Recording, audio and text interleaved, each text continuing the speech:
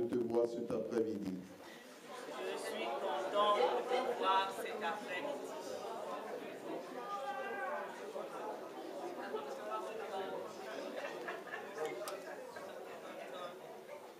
Amen. Amen. Amen, amen. Amen. La joie communique la joie. Nous voulons dire merci à notre Dieu, lui qui nous donne la grâce de nous tenir devant vous. Nous sommes en train d'aborder le thème de la restauration. Dieu fait la promesse de te restaurer cette année. Et nous savons que parmi le peuple de Dieu, plusieurs ont commencé déjà à expérimenter la restauration de Dieu. Amen. Amen. Et nous voulons dire merci à notre Dieu pour cela. Et ils sont nombreux, hein? Ils sont nombreux. Certains font des témoignages, d'autres n'en font pas. D'autres se disent, il faut que je garde ça dans mon cœur. Je resterai avec cela pendant longtemps. D'autres se disent, il faut que je parle. Il faut que je dise ce que Dieu a fait dans ma vie et ce que Dieu continue de faire. Bien-aimés, les sous-thèmes concernent la guérison.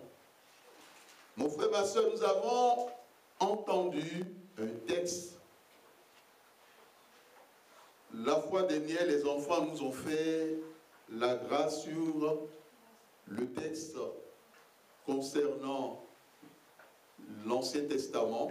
Nous avons été informés sur le thème de conséquences de l'héritage spirituel, l'héritage que les parents transmettent à leurs enfants, la nécessité pour que chaque parent demande à Dieu de les délivrer de toute forme d'héritage spirituel. Et à chaque enfant qui est déjà adulte, de demander à Dieu d'agir ainsi. Bien-aimés, nous sommes issus de différentes familles. Et tous n'ont pas eu la grâce de sortir d'une famille où le père et la mère étaient des enfants de Dieu. Il y a certains qui sont sortis d'une famille où l'on pratique réellement. Quand on dit on pratique, vous comprenez l'expression. Il y a des sacrifices, il y a des cérémonies, il y a des pratiques. Quand les examens arrivent, on donne une poudre aux enfants, buvez. On accompagne les enfants auprès. Quand c'est les Antilles, on utilise l'expression garder des affaires. Et quand c'est en métropole, on utilise les termes marabout et vice-versa, où on demande qu'il faut laver la personne pour enlever toute la malchance et que la personne soit propre à pouvoir réussir dans sa vie. Bien-aimés, ce sont des héritages. Et la pire des choses, c'est lorsque vous sortez d'une famille où le grand-père ou la grand-mère, ou bien le père ou la mère, sont dans la sorcellerie. En ce moment, les choses deviennent très difficiles. Et que vous le vouliez ou pas, il y a un héritage spirituel qui agit dans votre vie. Et si vous ne l'arrêtez pas et vous mettez au monde des enfants, les enfants hériteront. Et comme vous le savez, certains parmi nous ont eu des enfants avant de rencontrer Jésus-Christ. Donc l'héritage n'a pas été ôté. Et donc quand nous mettons au monde des enfants, nous devons demander à Dieu d'agir. Et à partir de 5 ans, nous devons inviter nos enfants à recevoir Jésus-Christ dans leur vie comme Seigneur et Sauveur personnel. Nous ne devons pas entendre Amen. Amen. Bien-aimés, la question de l'héritage spirituel, nous ne devons pas jouer avec. Sûrement, vous les avez déjà entendu des personnes dire, mais je ne comprends pas. Ma mère a vécu telle chose. Je suis en train de vivre la même chose. Qu'est-ce qui se passe? D'autres vous diront, mon père a rencontré tel problème dans sa vie. Et je vis la même situation. Qu'est-ce qui ne va pas? Mon oncle avait telle maladie. Voici que les médecins détectent le même mal à mon niveau. Simplement parce que la personne porte le même prénom que l'oncle. Ce sont des héritages, ce sont des portes. Nous avons déjà donné le témoignage de ce chrétien, de ce frère chrétien, engagé, un ancien d'église, qui a la crainte de Dieu, et à qui les parents ont donné un nom de l'un de ses oncles. Or, cet oncle était dans les choses obscures, les choses ténébreuses. Mon frère, ma soeur, lorsque notre bien-aimé a atteint le même âge que l'oncle, lorsque l'oncle a commencé à avoir les mêmes problèmes, les mêmes maladies que cet oncle avait, le bien-aimé a commencé à avoir les mêmes maladies, les mêmes symptômes, les mêmes difficultés. Même lorsque nous décidons de choisir dans la parole de Dieu un nom à nos enfants, nous devons demander à Dieu de racheter ce nom. Cela peut sembler pour certains, mais non, mais c'est quand même biblique. Nous n'en disconvient pas. Mais il faut demander à Dieu de le faire. Parce que, rassurez-vous, il y a eu un seul Adam dans l'histoire. Même si d'autres personnes ont porté le nom Adam. Il y a eu un seul David dans l'histoire. Même si d'autres personnes ont porté le nom David. Il y a eu un seul Daniel dans l'histoire. Même si d'autres ont porté une seule Rebecca dans l'histoire. Même si d'autres ont porté le nom Rebecca. On peut citer, il y a eu un seul Pierre dans l'histoire. Même si d'autres ont porté Pierre. Et puis à d'autres on a ajouté Jean devant. Ou qu'ils appellent Jean-Pierre. Ce qui fait un double fondement ou une double fondation. Nous savons qui était Jean. Dans Jean, nous voyons tout ce que la Bible révèle comme étant l'amour. Mais les gens étaient des personnes zélées au préalable. Des gens qui n'avaient pas l'amour dans leur cœur.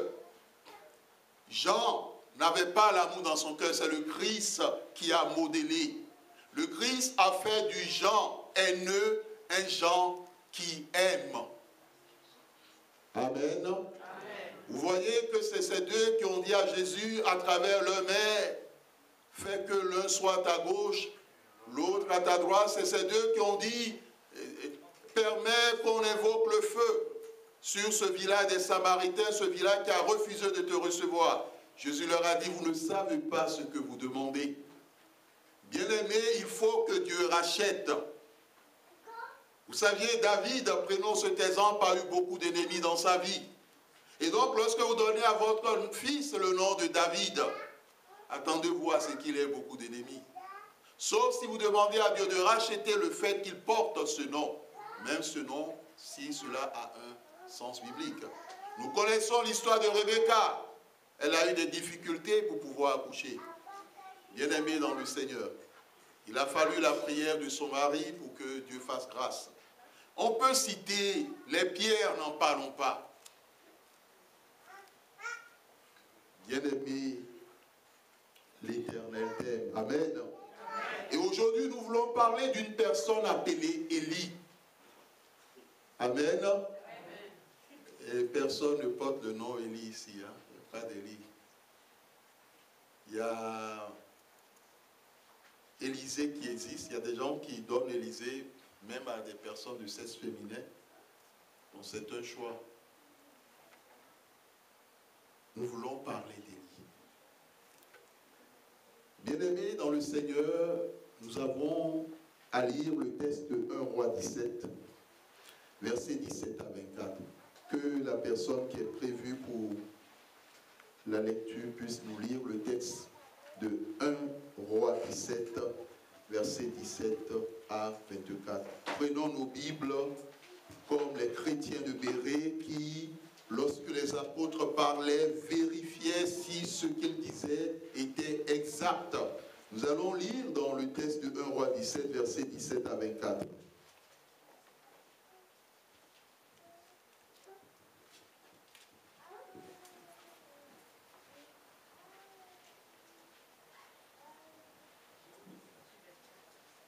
Roi 17, versets 17 à 24. Après ces choses, le fils de la femme, maîtresse de la maison, devint malade, et sa maladie fut si violente qu'il ne resta plus en lui de respiration. Cette femme dit alors à Élie, Qu'y a-t-il entre moi et toi, homme de Dieu? Es-tu venu chez moi pour rappeler le souvenir de mon iniquité, et pour faire mourir mon fils? Il lui répondit, donne-moi ton fils. Et il le prit du sein de la femme, le monta dans la chambre haute où il demeurait, et le coucha sur son lit. Puis il invoqua l'Éternel et dit, Éternel mon Dieu, est-ce que tu affligerais au point de faire mourir son fils, même cette veuve chez qui j'ai été reçu comme un hôte? Et il s'étendit 3 fois sur l'enfant, invoqua l'Éternel et dit, Éternel mon Dieu, je t'en prie, que l'âme de cet enfant revienne au-dedans de lui. L'Éternel écouta la voix d'Élie, et l'âme de l'enfant revint au-delà de lui, et il fut rendu à la vie. Élie prit l'enfant, le descendit de la chambre haute dans la maison, et le donna à sa mère. Et Élie dit, vois, ton fils est vivant. Et la femme dit à Élie, je reconnais maintenant que tu es un homme de Dieu, et que la parole de l'Éternel dans ta bouche est vérité. Amen. Amen. Est-ce qu'on peut acclamer la parole de Dieu?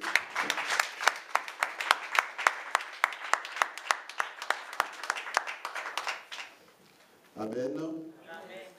Nous sommes dans la lignée des apôtres qui acclamaient la parole lorsqu'elle était lue. Bien-aimé, le contexte de ce texte, c'est que le roi Akab a épousé une femme. Mais cette femme est une sorcière.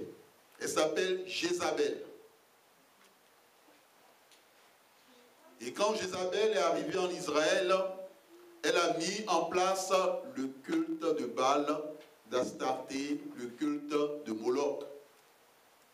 Cela veut dire qu'il fallait sacrifier les enfants. Compte tenu de cette abomination, Dieu a pris la décision, par la parole de son serviteur Élie, de fermer le ciel, afin qu'il n'y ait ni pluie, ni rosée.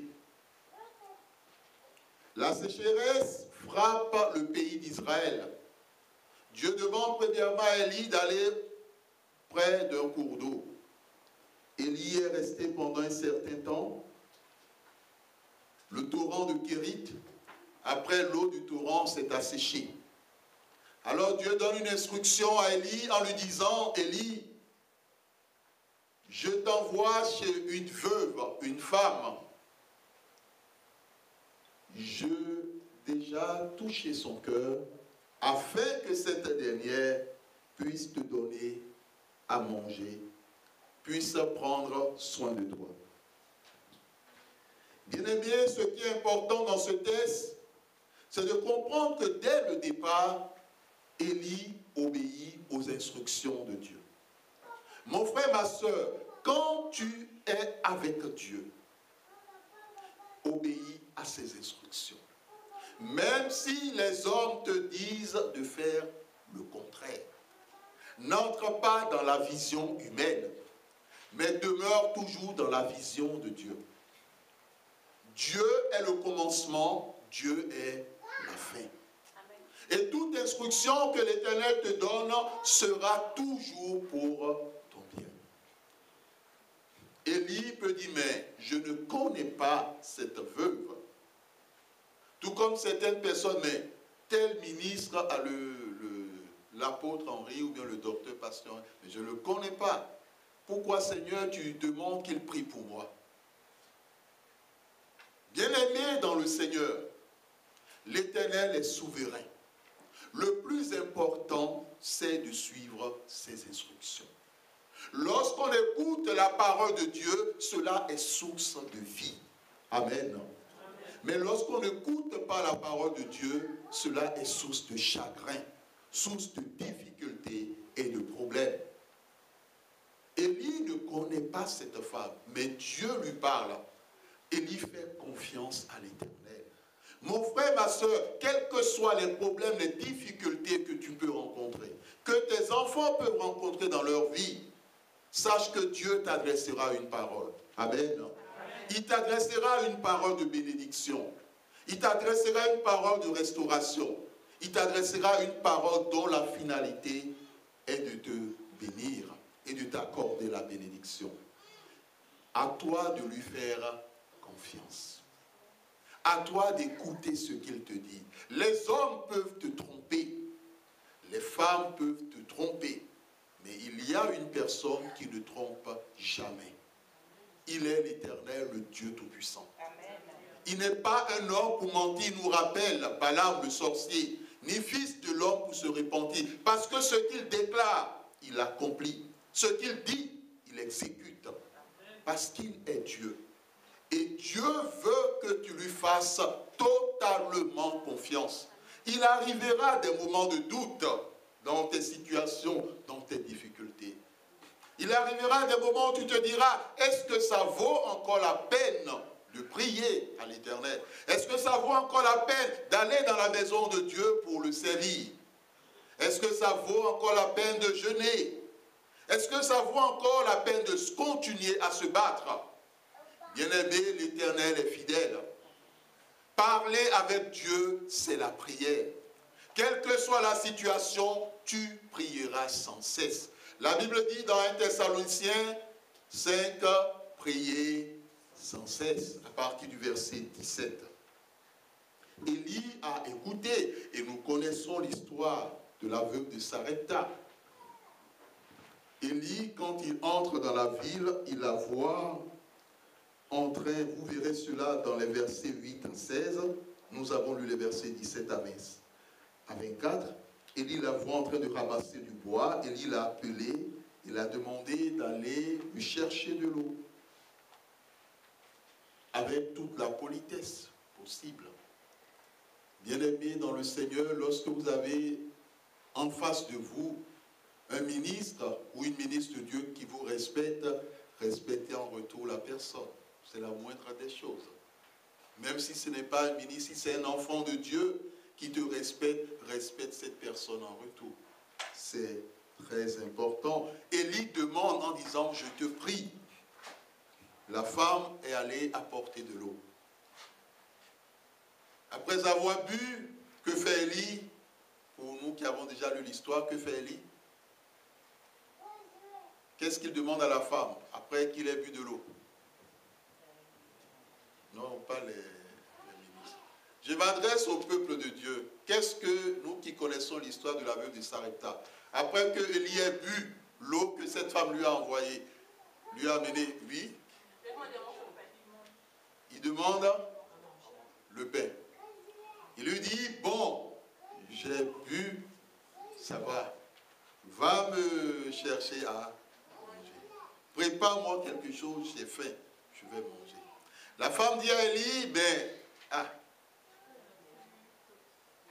il reste une poignée de farine.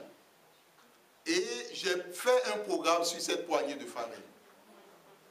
Je prépare, je mange, moi et mon fils, et le problème est réglé. Après, ils perdront la vie. Alors, que fait Élie? Élie insiste. S'il y avait des gens ce jour-là, ils vont dire, ah, ce berger-là, il n'a pas de pitié. Ce prophète, cet homme de Dieu, il n'a pas de pitié. Il voit une veuve. Déjà, elle est une veuve. Et deuxièmement, il y a un enfant. Il n'a même pas pitié qu'il y ait un enfant là. Son seul problème, c'est son ventre. Il veut manger. Vous voyez, lorsque elle parle, Élie ne change pas de position. Élie dit, bon, en tout cas, moi je veux d'abord manger. Prépare d'abord le mien. Le reste seulement règle mon problème à moi. En ce qui concerne toi, ton fils, tu le feras après. Mais ce qui est fort dans ce texte, c'est que l'attitude de la femme montre que Dieu a préparé son cœur. Mon frère, ma soeur, lorsque Dieu prépare ton cœur pour son œuvre, pour sa maison, ou lorsque Dieu te met à cœur de faire quelque chose pour lui, pour sa maison, il faut le faire. Pourquoi est-ce que Dieu te demande de le faire? Parce qu'il veut te bénir. Parce qu'il veut bénir tes enfants. Il y a des chrétiens qui n'ont pas pitié d'eux-mêmes et qui n'ont même pas pitié de leurs enfants. Il y a des chrétiens qui ne pensent qu'à eux-mêmes et qui oublient qu'ils ont des enfants. Et que leurs enfants auront des enfants et que cela va se tendre sur des générations. Bien-aimés, lorsque Dieu amène Élie à pousser cette femme à agir de la sorte, c'est parce que Dieu veut lui sauver la vie. Il y avait plusieurs personnes dans le pays. Il y avait plusieurs femmes, il y avait d'autres veuves. Mais Dieu a choisi cette veuve-là. Mon frère, ma soeur, Dieu t'a choisi. Il n'y a pas de hasard avec Dieu. Il n'y a pas d'à peu près. Lorsque Dieu te rend visite, lorsque Dieu te dit, aujourd'hui tu es mon fils, aujourd'hui tu es ma fille par la nouvelle naissance, c'est que Dieu veut faire quelque chose avec toi. Amen. Amen. Dieu veut te bénir. Dieu veut bénir tes enfants. Si Élie n'était pas passé, cette femme, elle mourrait avec ses enfants. Dieu permettra à un moment ou à un autre qu'un serviteur ou son serviteur soit sur ton chemin. Il amènera son serviteur à te donner des instructions. Ça sera pour ton bien. Ça ne sera pas pour ton mal. Parce que Dieu veut te bénir. Mais la question, c'est de savoir est-ce que tu écoutes ou bien est-ce que tu n'écouteras pas. Pendant que nous étions en train de parler, le Saint-Esprit nous a dit, il y a 10 personnes qui sont là cet après-midi. Et Dieu leur a mis à cœur de faire des choses pour lui. Mais ces personnes, certains ont dit, bon, ok, je vais faire. Mais ça s'est limité à la bouche. Ils n'ont rien fait. Ils n'ont pas bougé. On peut être endetté auprès des hommes, mais ne nous endettons pas auprès de Dieu. Parce que nous fermons nous-mêmes la porte à la bénédiction. Nous fermons la porte à l'élévation. Nous fermons la porte à la restauration. Nous fermons la porte à la bénédiction de nos enfants. Bien-aimée, cette femme pouvait dire non, qu'elle ne partage pas. C'est une nourriture pour un adulte et pour un enfant. Quelle est cette histoire de donner d'abord un adulte? Alors, il restera qui? Il restera là.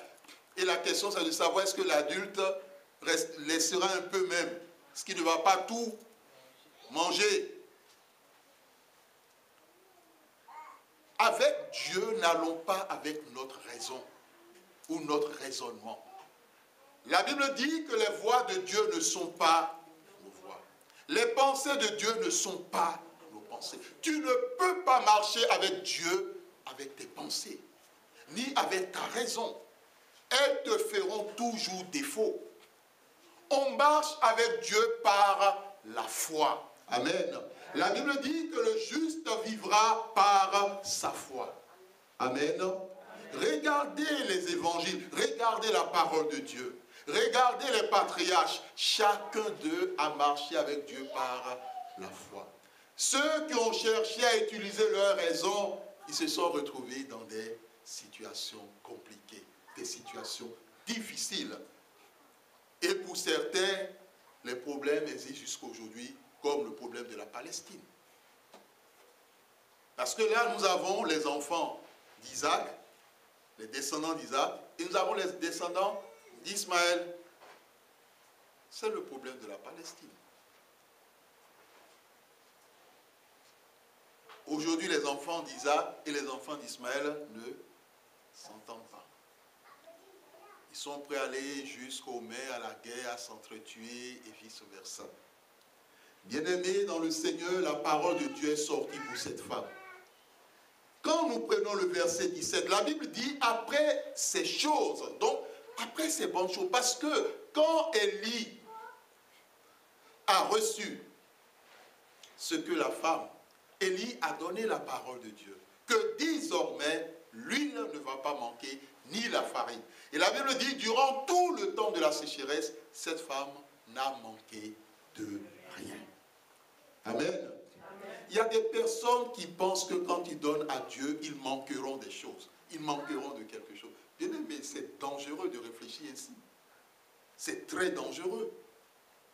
Et c'est la pire atrocité. Quand on donne à Dieu, c'est que Dieu nous donne un retour. Et nous donne au-delà de ce que nous lui avons demandé. Et Jésus l'a dit, donnez et on vous donnera. Vous semez, vous moissonnez. La personne n'a rien semé dans son champ. Et au moment de la moisson, il se présente. Il vient avec les batteuses, les moissonneuses. Il vient avec des... Non, voyez un peu voyez la scène. C'est un agriculteur. Pendant que les autres semaient, lui, il n'a rien semé.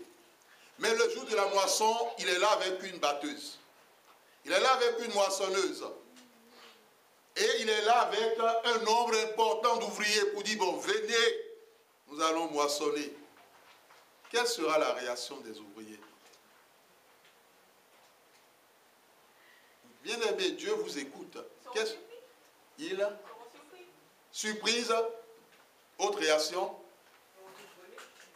rire, il n'a rien semé, la déception, d'autres diront qu'il a perdu la tête. Et vous savez ce que c'est qu'une moissonneuse, une batteuse? C'est des grands camions, hein, c'est pour nettoyer, pour amasser en nombre. Bien aimé dans le Seigneur, la femme a semé. Et après avoir semé, elle commence à moissonner. Donc tout va bien. Et la Bible nous dit brutalement, le fils de la femme devint malade. Vous voyez, lorsque l'ennemi ne peut pas toucher aux hommes de Dieu, lorsqu'il ne peut pas te toucher, il va chercher à toucher à ton enfant. C'est la stratégie, et c'est une stratégie plus vieille que le monde. C'est sa façon de procéder. Il sait que tu pries. Tu as le devoir chaque jour de prier pour tes enfants. Tu as le devoir de les placer sous la protection de Dieu. De jour comme de nuit, même lorsqu'ils sont endormis. Parce que Jésus nous a dit, c'est lorsque cet homme s'est endormi que son ennemi vint pour semer de l'ivraie dans le dos.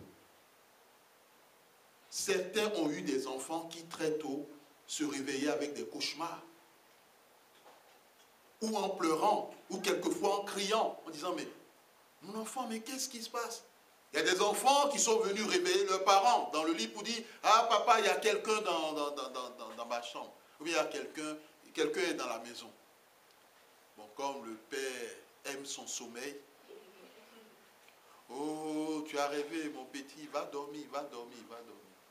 Oh, ne dérange pas papa. Ah, ne dérange pas maman. Bien aimé, nous devons prendre à cœur ces éléments qui sont très importants.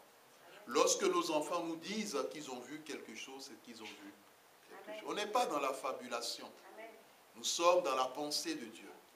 Et l'Éternel nous enseigne d'une façon ou d'une autre. Lorsque tu constates que quelque chose ne va pas avec ton enfant, réagis aussitôt. Amen. Amen. Cette femme a dans sa maison un homme de Dieu. Son enfant tombe malade. Elle n'en parle pas à l'homme de Dieu. Elle ne dit rien. Mais elle a la grâce de Dieu dans sa maison. Mais elle ne dit rien. Et c'est le problème. D'autres diront, mais cet homme de Dieu devrait savoir, non? Mais c'est le problème qu'aujourd'hui, les églises ont. lorsqu'il y a quelque chose qui ne va pas, les hommes, les femmes de Dieu sont là. Mais nous savons qu'il y a hommes de Dieu et femmes de Dieu. Lorsque tu sais que tu fréquentes une église dont le fondement n'est pas de Dieu, que Dieu t'a parlé, il faut écouter la parole de Dieu. Il y a une sœur qui est là cet après-midi. Elle va dans une communauté. Ça, c'est ce que le Saint-Esprit me dit. Mais dans sa communauté, le fondement ne repose pas sur Dieu. Et Dieu lui a parlé. Mais elle n'écoute pas, elle continue à y aller. Bien aimé, lorsque nous n'écoutons pas les instructions de Dieu, nous assumons les conséquences. Et après, ne pleurons pas. Après, ne disons pas, ah, pourquoi est-ce que Dieu a permis ceci? Pourquoi est-ce que Dieu a permis cela? Mais non. Dieu parle toujours. Mais c'est à nous de pouvoir l'écouter et de faire sa volonté. Amen. Bien-aimé, Élie est là. Celui qui a ordonné que le ciel se ferme afin qu'il n'y ait ni pluie ni rosée. Mais la femme, celui qui a accompli un miracle dans la vie de cette femme, il est dans la maison de cette femme. Mais la femme ne dit rien. La maladie se déclenche et la Bible dit brutalement, qu'est-ce qui se passe? La maladie fut si violente qu'il ne resta plus en lui de respiration. Donc l'enfant, il perd la vie. Quand l'enfant perd la vie, la femme s'en prend à Élie. Amen. Quand elle mangeait, elle se rassasiait. Est-ce qu'elle s'en est pris à Élie? Non.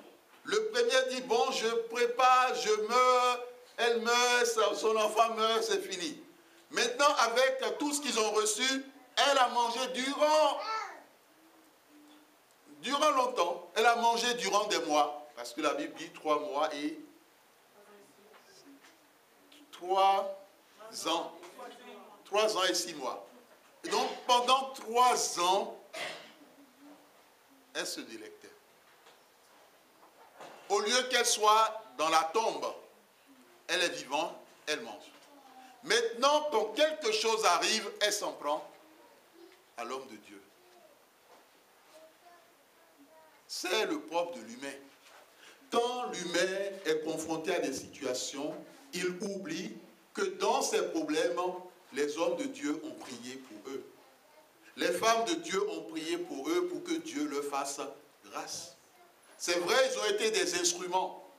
Mais s'ils n'avaient pas eu ces instruments, tous les problèmes seraient ce qu'elles seront.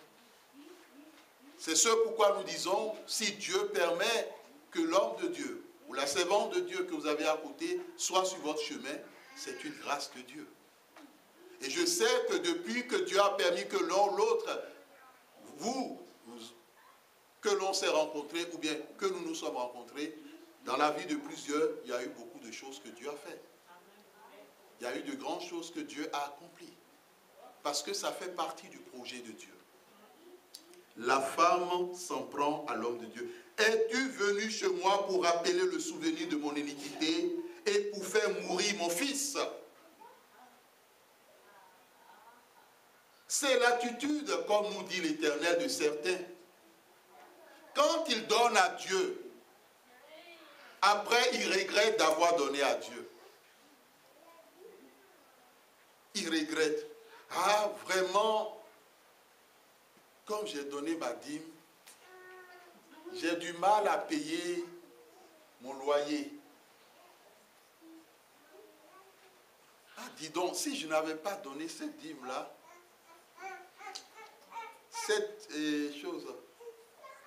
cette robe-là qui est dans la vitrine, je l'aurai dans mon sac et je le porterai le dimanche pour que telle maman voit comment je suis habillé.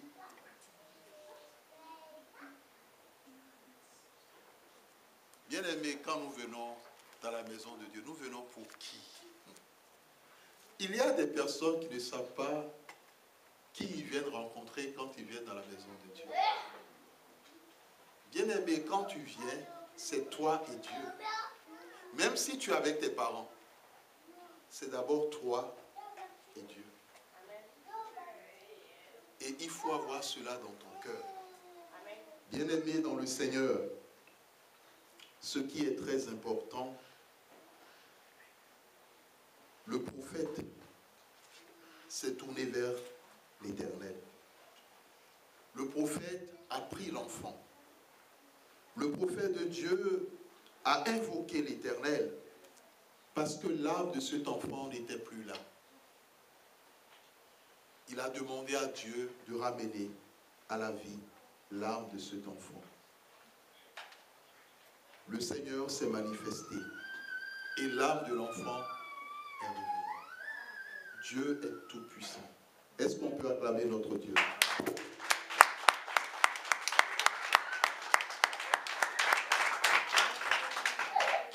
Un homme n'est pas maître de l'âme, mais Dieu est le maître de l'âme. Même si tu as un nombre important d'ennemis, rappelle à tes ennemis qui ne sont pas le maître de ton âme. Dieu est le maître de ton âme. C'est lui qui a le pouvoir de donner la vie et qui a le pouvoir de la retirer. Aucun homme n'a ce pouvoir. Lorsque tu es enfant de Dieu et lorsque tu deviens enfant de Dieu. À la fin, la femme dit, je reconnais maintenant que tu es un homme de Dieu. Donc, tout pendant les 3 ans, elle ne savait pas que c'était un homme de Dieu. Amen. C'est sûr qu'il y a des gens qui sont là cet après-midi, ils ne savent pas que je suis un homme de Dieu. Amen. Est-ce que il y a des gens ici qui savent que je suis un homme de Dieu? Il y en a? Ça c'est bien.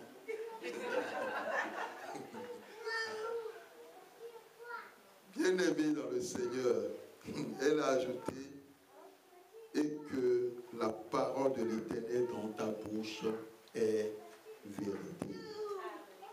Dieu veut te dire à travers ce message, là où il n'y a plus la vie en toi ou dans tes enfants, il est capable d'apporter la vie.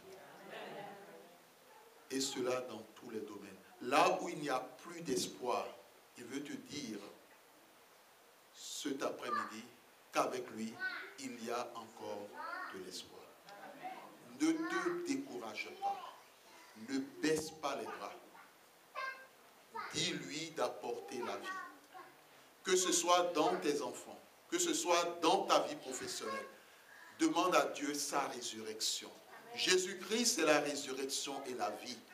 La mort n'est pas attachée à celui-ci.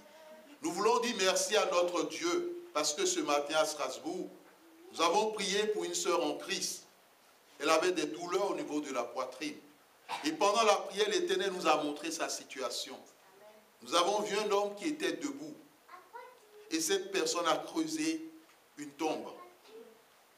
Et il y avait un cercueil à l'intérieur. Et l'âme de la sœur était dans le cercueil.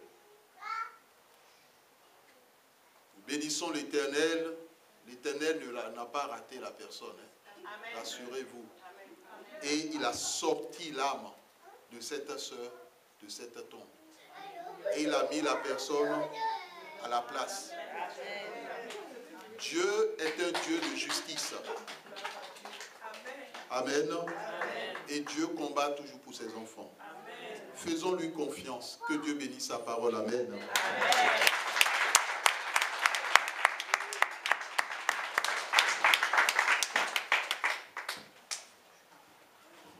Nous allons inviter le groupe de louange à commencer ce temps de prière, de délivrance.